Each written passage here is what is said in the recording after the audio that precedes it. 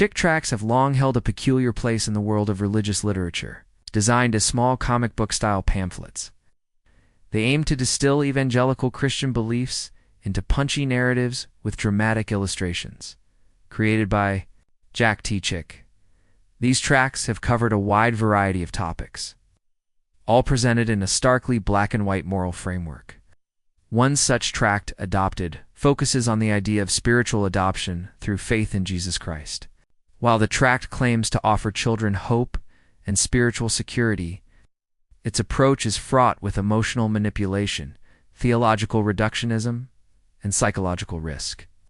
What may seem like an innocent comic about finding God's love turns out to be a heavy-handed tool of fear-based persuasion.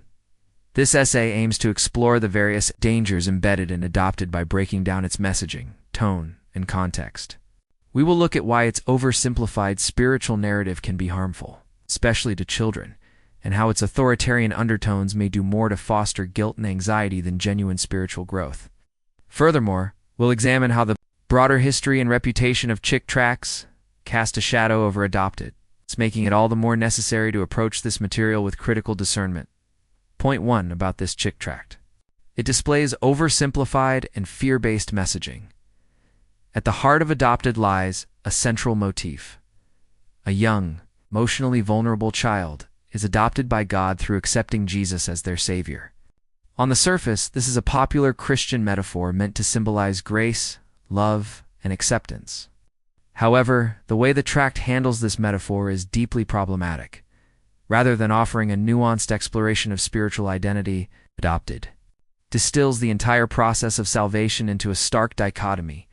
You are either in or out. You're either adopted by God and going to heaven, or you are not tanned, thus doomed to hell. This kind of spiritual binary can be deeply damaging, especially when introduced to children. There's little room for spiritual questioning, growth, or exploration. The tract provides no space for doubt, no encouragement for seeking understanding, no appreciation for the complexities of faith. It's a hard line. Believe this exactly, or face terrifying consequences. This kind of storytelling is not just oversimplified, it is emotionally manipulative. Children who are still forming their understanding of the world are especially susceptible to fear-based messages. The idea that they might be eternally abandoned or punished if they don't say a particular prayer. The right way can introduce an unnecessary and unhealthy burden. Instead of inviting children into a loving relationship with God, Adopted corners them with emotional ultimatums masked as divine truth. This isn't unique to Adopted. It's a pattern throughout many Chick tracts. The characters are often archetypes: good believers versus evil skeptics or lost souls. These caricatures are not only theologically narrow, but are emotionally misleading. Portraying spiritual adoption as a one-time transactional decision rather than a lifelong journey of relationship and growth. Point 2 about this Chick tract. It uses an authoritarian and coercive tone. Another troubling aspect of Adopted is its underlying authoritarian tone. The message it delivers is less of an invitation and more of a spiritual ultimatum: obey or be destroyed. The tract speaks with a rigid voice of authority, reinforcing the idea that questioning the message is not only wrong but dangerous. This tone is especially harmful when directed at children, who naturally look to adults and authority figures for guidance. When spiritual instruction is presented with an authoritarian edge, it tends to demand compliance rather than inspire curiosity. It does not nurture the child's spiritual development. It subdues it with threats. In Adopted, the looming threat of rejection by God or worse. The eternal torments of hell is used as the emotional lever to convert the child character. This fear-based conversion method may yield surface-level compliance, but lacks the depth and authenticity that real spiritual formation requires. Moreover, the tract implies that any form of resistance or even delay in accepting Jesus is tantamount to rebellion. There's no room for the honest struggle many people, children and adults alike, experience in matters of faith. This coercive framing is spiritually immature and emotionally manipulative, and it can instill guilt in children for simply asking questions or needing time to understand. To frame faith as a set of rigid requirements backed by threat undermines the idea of grace altogether. It transforms what should be a personal and transformative relationship into a fearful contract. In this way, adopted does not reflect the nurturing heart of many Christian traditions, distorts it into a demand for obedience under duress. Point 3 about this chick tract: its lack of theological nuance. Spiritual adoption, as a theological concept, is rich and multifaceted. Throughout history, theologians have explored this theme in nuanced ways. Some traditions emphasize covenant, others focus on community, and some frame adoption as part of the larger narrative of redemption. But adopted brushes all this aside in favor of a simplistic, transactional model. Say the prayer, get adopted, and you're in. There is no acknowledgement. In the tract, the different Christian communities interpret spiritual adoption differently.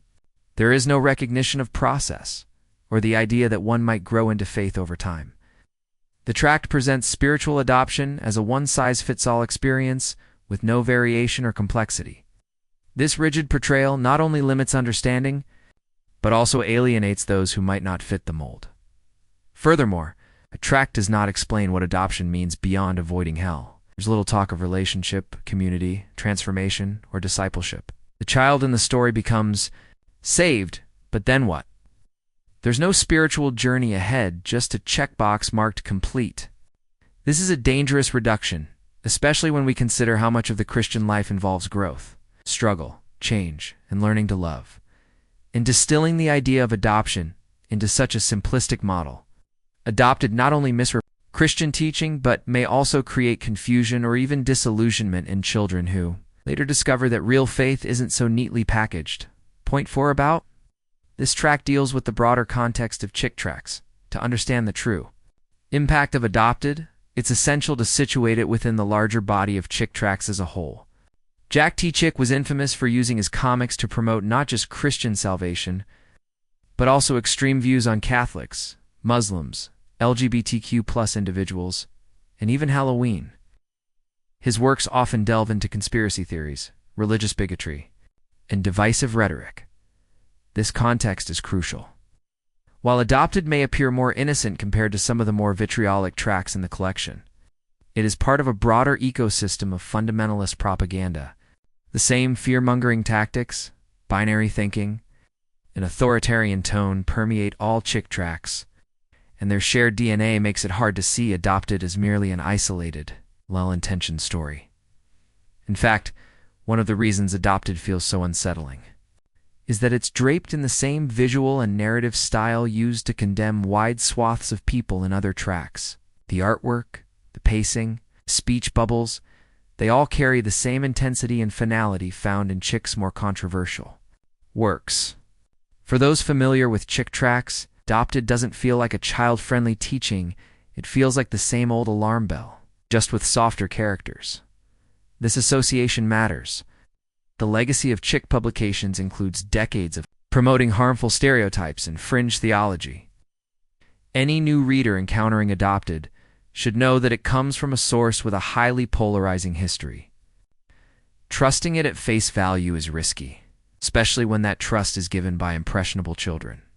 Point 5 about this chick tract deals with its psychological impact on children. Perhaps the most concerning aspect of adopted is its psychological impact on children. Religious literature for young readers should be crafted with care, acknowledging their developmental stage and emotional sensitivity. Unfortunately, adopted appears to disregard this entirely by portraying eternal consequences. In stark visual terms, the tract can create a deep sense of fear. Images of heaven versus hell, of God's approval versus abandonment, are incredibly powerful for a child's imagination. When these images are tied to behavior and belief, especially to whether a child says the right prayer or accepts Jesus the right way, they can internalize a fear of never being good enough. This is especially troubling if the child experiences any form of anxiety or religious scrupulosity. Instead of growing in faith, the child may fixate on whether they did it right, whether they're truly adopted by God, or whether they'll be eternally punished. This isn't spiritual confidence, it's spiritual dread. The tone of the tract, while seemingly gentle in moments, turns heavy and dire without warning. The transition from the child feeling lost to being spiritually rescued by Jesus is not portrayed as a nurturing process, it's an emergency intervention. The psychological message is clear: get saved now or suffer the consequences. This urgency might push a child towards surface-level acceptance of a message they don't understand, just to escape the fear it brings. What's more, adopted gives the illusion of comfort without the tools for ongoing spiritual support. It doesn't teach children how to pray beyond the moment of conversion, how to wrestle with doubt, how to navigate faith in community, or how to deal with failure or guilt. It offers a resolution that sounds complete, but is spiritually hollow-end. That emptiness can be frightening once the tract is closed and the child is left alone with their thoughts. Point 6 about this chick tract. Why caution and critical thinking are essential. The format and tone of Adopted are designed to evoke a sense of urgency and certainty. But real spiritual formation rarely happens through fear or instant decision-making.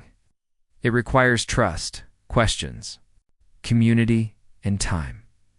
The tract, however, offers none of these. It skips over the slow, beautiful process of discovery in favor of a single message: convert now, or else. That's why critical thinking is essential when approaching Adopted or any chick tract. Readers, especially caregivers, educators, and youth leaders, must evaluate whether such materials align with healthy spiritual development. Do they invite children into a relationship of love and trust, or do they coerce them through fear and guilt? Do they nurture curiosity and growth, or do they demand blind obedience? For many, the answer is clear. Chick tracts prioritize shock value, rigid messaging, and fear-driven conversions. They do not reflect the breadth of Christian teaching or the gentle patience that defines many faith traditions.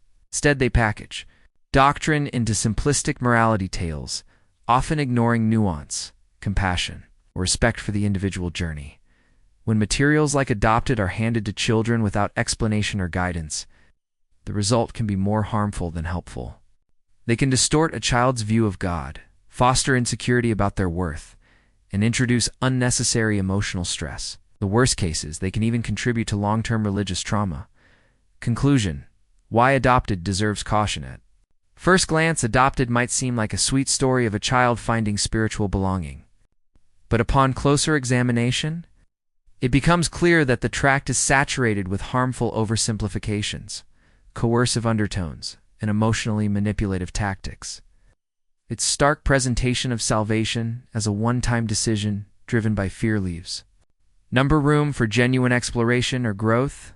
Its message may be consistent with a particular brand of fundamentalist evangelicalism, but it does not speak for all Christians, nor should it be taken as a universal or balanced representation of Christian faith.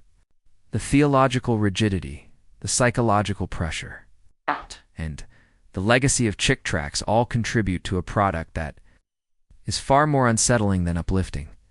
For anyone considering sharing Adopted with a child or reading it themselves, worth asking, is this how love should be taught? Through fear and ultimatums? Or is there a better way, one that emphasizes compassion, patience, understanding, and a deeper relationship with God? In the end, Adopted doesn't simply fail to nurture, it actively risks harm. And for that reason, it deserves our caution, our criticism, and above all, our refusal to pass it on without challenge. Click on one of these other videos for similar content.